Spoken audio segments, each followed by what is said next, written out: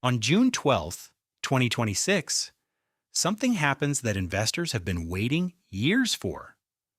SpaceX, the company that made rockets land themselves, that built the world's largest satellite network from scratch, that is actively planning to put humans on Mars, goes public.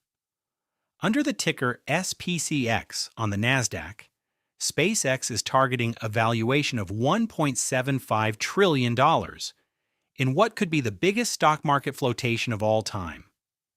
Saudi Aramco's previous record was $35 billion raised. SpaceX is looking to raise up to $75 billion, more than double. So the question every investor is asking right now, will SPCX pop on day one? Or is this one of the most expensive tickets in market history? Before you can answer that question, you need to understand what SpaceX actually is in 2026, because it is not what most people think. There are three distinct businesses under this one ticker.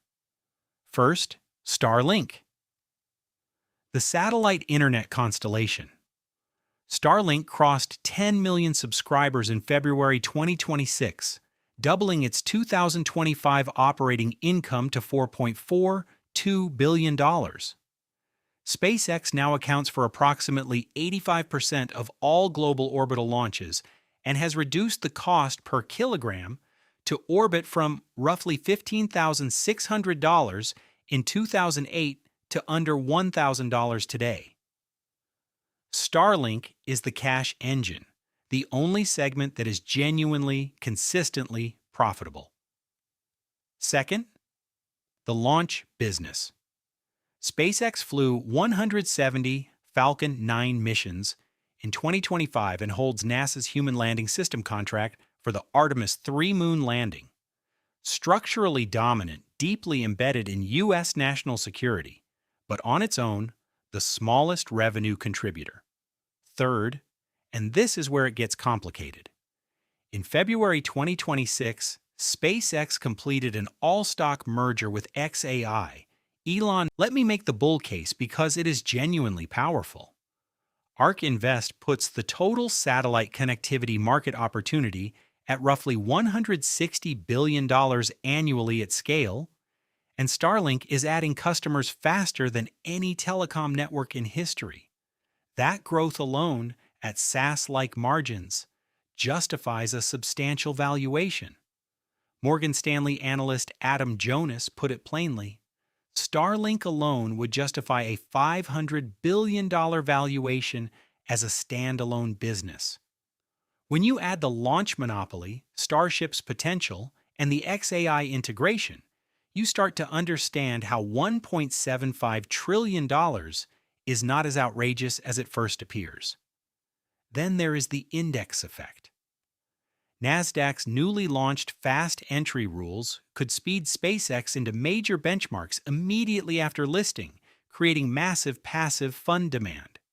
Every index fund, every ETF tracking the NASDAQ 100 would be forced to buy SPCX almost instantly. That mechanical buying alone can push a stock up sharply in the first days of trading, and there is pure pent-up demand. Musk has discussed reserving up to 30% of IPO shares for individual investors, roughly 3 times the typical retail allocation. Even so, the offering is widely expected to be massively oversubscribed. When demand overwhelms supply at an IPO, stocks pop on day one. That is not opinion, it is market mechanics. Now the bear case. And you need to hear this before you consider buying. The valuation is the central problem. At $1.75 trillion against $18.67 billion in 2025 revenue, SpaceX would trade at roughly 95 times trailing revenue. At 10 times revenue, a generous multiple for most companies, SpaceX would be worth around $187 billion.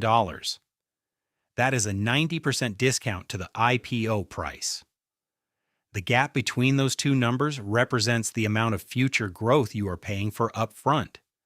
The current valuation implies 2030 plus revenue of over $150 billion, which requires Starlink, the orbital AI data centers, and multiple other unproven business lines to all execute simultaneously.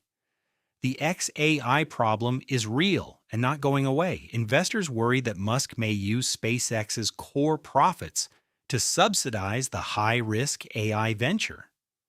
For pure-play space investors, being forced into significant AI exposure is a major pivot they did not sign up for.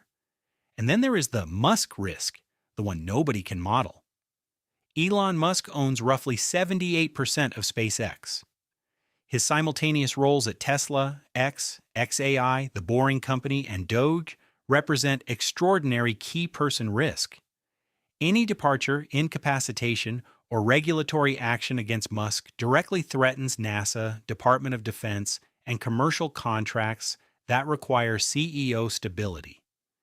If you stack the proven, profitable parts of SpaceX at generous multiples, Starlink at 50 times free cash flow gets you around $150 billion, and launch services at 5 times revenue adds $25 billion. That is $175 to $250 billion of defensible value, roughly 10 to 15% of the $1.75 trillion target. Everything on top is a bet, not a price. So will SPCX pop or drop? The honest answer is nobody knows. And anyone who tells you otherwise is selling you something.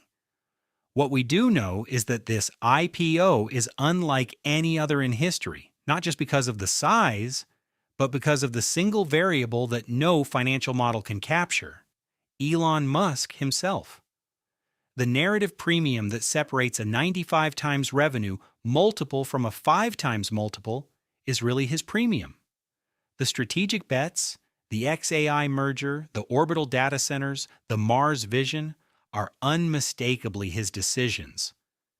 If Musk stays focused, executes on Starlink, and keeps his relationships with NASA and the Department of Defense intact, this stock could be one of the great long-term holdings of the decade.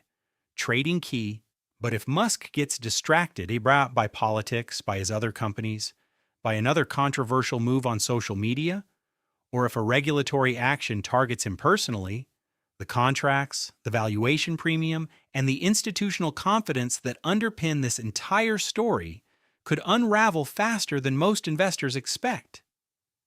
Seeking alpha. You are not just buying a rocket company. You are not just buying a satellite network. You are buying Elon Musk. His focus, his judgment, his relationships, and his reputation, for better or worse, are the most important variable in whether SPCX is a great investment or a painful lesson. Watch what he does between now and June 12th.